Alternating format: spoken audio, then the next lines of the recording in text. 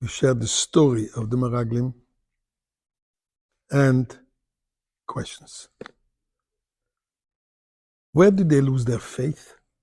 To the point of saying, God is telling them, I'm going to take it, Israel. I'm taking you. I'm giving you the land. I have taken out of Egypt. You've seen the miracles in Egypt, the plagues. You've seen the splitting of the sea. Egypt just received the Torah, the greatest revelation that mankind ever had and never will have. Mount Sinai. They're getting man from heaven. They have a traveling well. God will not be able to manage because they saw a few giants. God is not going to be able to manage because the fruit are so big. I mean, we're talking about the most righteous, holiest people. Rashi says, Kisherim hoyo, they were righteous people. God calls them echod, echod, one by one, chosen one by one, the head of the tribes. We can't just think that suddenly they lost their faith. Stay with me. First, thank you to Hashem. No. Du kadene velim hu son vela nachnam marisa be shob sed khatsois vesila. Hoyde le bach shmoy ki toy va de no le lam khasdoy viad dor vodor emunasay. My friends, give some tzedakah. And there's 2 points I want to bring out. 2 errors that they made. The first error was even their desire of wanting to have spice. Why did they have to have spice? God told them, I'm taking care. You don't trust? But they decided we're entering into a place which everything is natural. Till now, we were living in a miraculous environment. Till now, everything is miraculous. Going into Israel, that will be natural. So let's do it the natural way. The natural way is, before you go into war, you send out reconnaissance, as they call it, to find out who you're going to fight. So that's why they said, we want to have spies. Moshe Rabbeinu accepted the request. And God also said, okay, this is what you want. Have it your way. So then they came to Israel.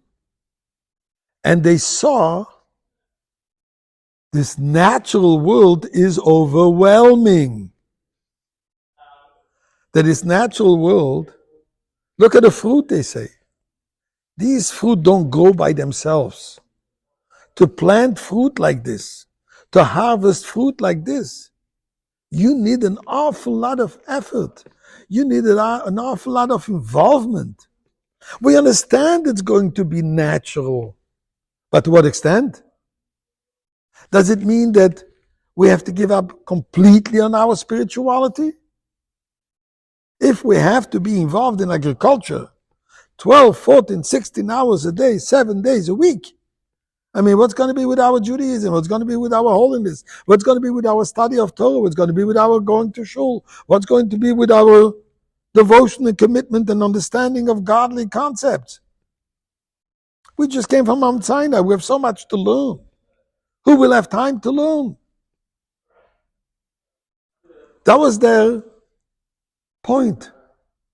And he said, if this is what I have to give up for, if I have to give up the miraculous to get involved in this, I'd rather stay in the desert. I'd rather stay in the miraculous. And when they say Ki chazak hu mimenu, he's stronger than him, they don't mean, God forbid, to say that God will not be able to overcome the hurdles. God will not be able to conquer the people. He said, the physicality, the mundane, is stronger than the spirituality. We will not be able to overcome our own physical temptations, and the demands will be so powerful that we will not be able to be involved in our spirituality. That's what they said. Where was their mistake? Their mistake was that they thought they're doing it on their own. We want to send spies. We want to do it. They forgot that even their mundane, even their natural, God is behind them. God is there. You don't do it yourself. You're not in your daily life, in your mundane activity. It's with God's help that you succeed. This is what Kalev and Yeshua told them. God is sending us.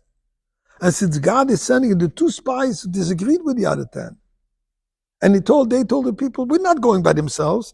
We're going with God's help. With God's help, we can accomplish an awful lot, even this particular challenge. That's a message to us. Do we recognize that everything we do is with God's help? And with God's help, we can actually accomplish and welcoming Mashiach.